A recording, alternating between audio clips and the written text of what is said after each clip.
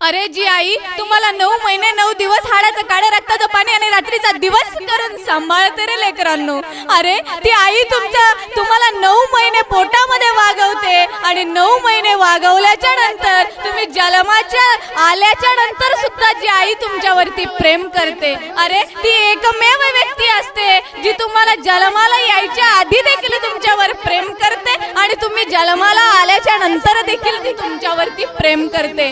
9 महिने 9 दिवस ती आई तुम्हाला पोटामध्ये वागवते आणि ते बाळंतपणाची वेळ येते.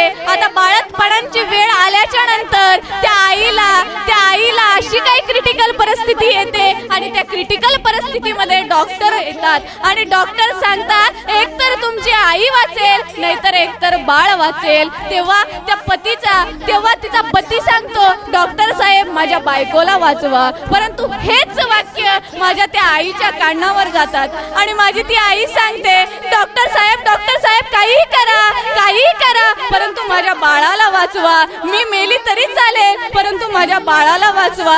असं एकच हृदय या जगाच्या पाठीवर आहे आणि ती म्हणजे आपली आई आहे रे पोरांनो. आणि ती म्हणजे आपली आई आहे. म्हणूनच